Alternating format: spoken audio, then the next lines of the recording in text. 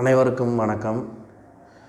தை திருநாளாம் தமிழர் திருநாள் பொங்கல் வாழ்த்துக்கள். நம்ம குரூப்பில் இதுக்கு முன்னாடி ஆடியோ பதிவு பண்ணோம். ஸோ அந்த ஆடியோ பதிவு பண்ணுறதுனால நம்ம யாருமே ஈஸியாக புரிந்திருக்க மாட்டோம் அப்படின்ற ஒரு விஷயம் எனக்கு தெளிவாக பட்டுச்சு. ஸோ அதனால் நான் ஒரு விஷயத்தை நான் யோசித்தேன், நம்ம ஏன் வீடியோவாக போடக்கூடாது அப்படின்ட்டு. ஸோ அதற்காக நம்ம சில எக்யூப்மெண்ட்லாம் வாங்கி நம்ம சப்ஜெக்ட் விஷயங்கள் நம்ம தெரிஞ்சுக்கிறணும் அப்படின்ற ஒரு எண்ணத்தின் அடிப்படையில் சில எக்யூப்மெண்ட்ஸ் வாங்கி வீடியோவாக நம்ம பதிவு பண்ணலாம் அப்படின்ற ஒரு சிந்தனை எனக்குள்ளே தோணுச்சு. நம்ம குரூப்பில் 7 பேர் 8 பேர் இருக்கீங்க. ஸோ நம்ம இன்னும் கொஞ்சம் உங்களுடைய நம்பிக்கையான நண்பர்களை இந்த வாட்ஸ்அப் குரூப்பில் நீங்கள் ஜாயின் பண்ணலாம். ஃப்ரீ டைம்ஸில் நீங்கள் ஆடியோஸ் வீடியோஸு ஒரே கவராக வரும். ஸோ நீங்கள் வீடியோவை நீங்கள் பார்த்துக்கறலாம், சரிங்களா? இது முழுக்க நம்ம ஒரு லாப நோக்கத்துக்காகவோ மற்ற எந்த ஒரு எண்ணத்தையும் அடிப்படையாக வச்சு நம்ம இதை செயல்படுத்தலை. நம்ம வரலாற்று துறையை சார்ந்த நம்ம வரலாற்று சம்பந்தமான நிகழ்வுகள், வரலாற்றினுடைய கேள்விகள் எல்லாத்தையும் நம்ம தெரிஞ்சுக்கிறணும் அப்படின்ற ஒரு அடிப்படையில் தான் நம்ம இதை தொடங்கப்பட்டது. அதே போல் நீங்கள் உங்களுக்கு தெரிஞ்ச நம்பிக்கையான இப்போ எப்படி இருக்கீங்கன்னு நான் ஒரு ஆடியோ போட்டால் நீங்கள் என்ன பண்ணுறீங்கன்னா அதை நீங்கள் எந்தவித மறுப்புமே இல்லாமல் அதை கேட்குறீங்க, புரிஞ்சுக்கிறீங்க. அதே போல் அது வீடியோவாக போட்டோம்னா இன்னும் உங்களுக்கு பெனிஃபிட்டாக இருக்கும். உங்களுக்கு மட்டும் இல்லை, எனக்கும் பெனிஃபிட்டாக இருக்கும். அதை அடிப்படையில் வச்சு தான் நம்ம இந்த ஒரு விஷயத்தை முன்னெடுத்திருக்கோம். அப்புறம் நாளைக்கு இது கொஞ்சம் அடுத்த தலைமுறைகளுக்கும் கொஞ்சம் பாஸ் ஆகும். அதில் எந்த விதமான ஒரு மாற்று கருத்துமே கிடையாது. இதில் ஃபுல்லாக நம்ம என்ன பண்ண போகிறோம் அப்படின்னா, நம்ம சப்ஜெக்ட் ஸ்கூல் புக்கு, அதுக்கப்புறம் காலேஜ் புக்கு, அதுக்கப்புறம் எக்ஸ்ட்ரா என்சிஆர்டி புக்கு, எல்லா புக்கையுமே நம்ம கவர் பண்ண போகிறோம், சரிங்களா?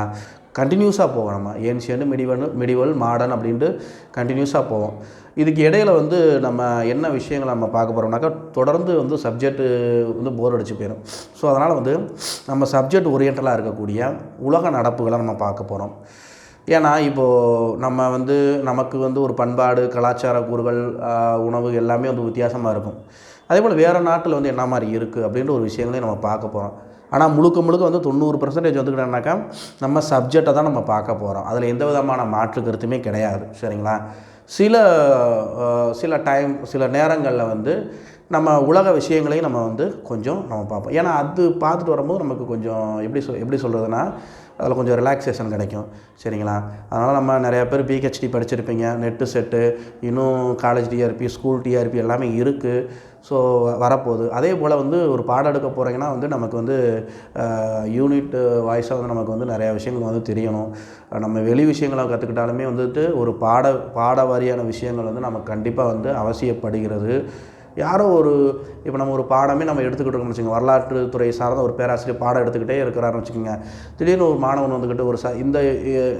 நம்ம எடுக்கக்கூடிய யூனிட்டில் இல்லாமல் வேறு ஒரு விஷயத்தை அவன் கேட்குறான்னா, ஸோ அதை நம்ம தெரிஞ்சிருக்கணும். அதுக்கு நம்ம சப்ஜெக்ட் நாலேஜ் நமக்கு வேணும். அந்த இடத்துல போயிட்டு நம்ம குரோமு, கூகுள் இதெல்லாம் நம்ம சர்ச் பண்ணிக்கிட்டே இருந்தோம்னா அவன் நம்மளை தவறான ஒரு மதிப்பீடு பண்ணிடுவான், சரிங்களா? இது நீங்கள் பாடம் எடுக்க போகிறப்பையும் உங்களுக்கு யூஸ் ஆகும். இன்னொரு செட்டு நெட்டு நீ வரப்போகக்கூடிய செட்டு நெட் தேர்வுகளை அடிப்படையாக வச்சு, அதே போல் ஸ்கூல் டிஆர்பி, காலேஜ் டிஆர்பி அதையும் அடிப்படையாக வச்சு நம்ம இந்த ஒரு வீடியோ பதிவை நம்ம பண்ண போகிறோம். இன்னும் உங்களுடைய நம்பிக்கையான நண்பர்கள், உங்களை மாதிரி இருக்கக்கூடிய நம்பிக்கையான நண்பர்கள் ஒரு 30, 35 பேர், 40 பேர் சேர்ந்தால் ரொம்ப சந்தோஷம். நீங்கள் ஃப்ரீயாக இருக்க நேரங்களில் நம்ம குரூப் ஓப்பன் பண்ணி நீங்கள் அந்த லிங்க்கை நீங்கள் பார்த்துக்கிறலாம்.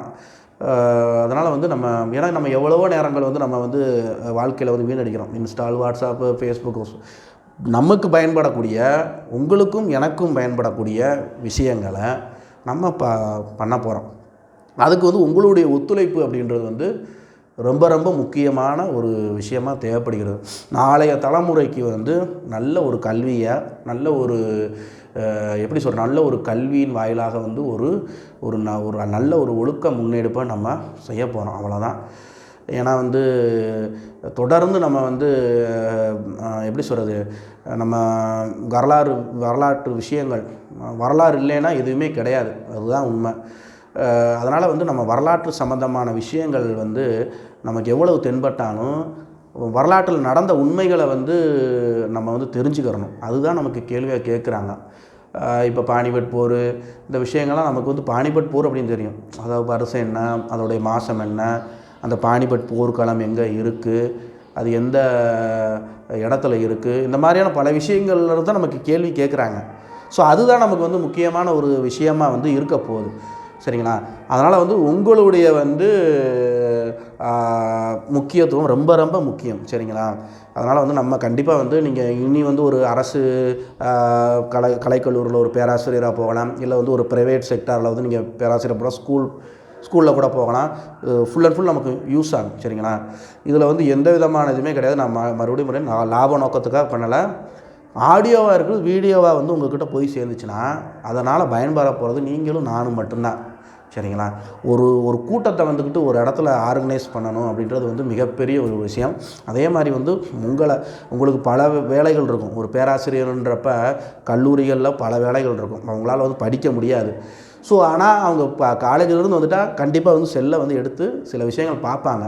அந்த விஷயம் வந்து ஏன் சப்ஜெக்ட் வாய்ஸாக இருக்கக்கூடாது, அந்த விஷயம் ஏன் நம்ம பாடவாரியாக இருக்கக்கூடாது, நம்முடைய நடைமுறைக்கான வேலை இருக்கக்கூடாது அப்படின்றது தான் ஒரு முக்கியமான விஷயமாக இதில் படுது. அதனால் வந்து நீங்கள் வந்து பயன்படுத்திக்கோங்க. எல்லாருக்குமே மீண்டும் சொல்கிறேன், தமிழர் திருநாள் வாழ்த்துக்கள். பொங்கல் எல்லாருமே வந்து நல்லா மனமகிழ்ச்சியுடன் சந்தோஷமாக, ஒற்றுமையாக, சகோதரத்துவமாக, சமத்துவமாக பொங்கலை கொண்டாட வேண்டும் என்று நான் வந்து கேட்டுக்கிறேன். உங்களுக்கும் சேர்த்து ஆண்டவனிடம் வந்து பிரார்த்தித்துக்கிறேன். எல்லோரும் நல்லா இருப்போம், நல்லதே நடக்கும்.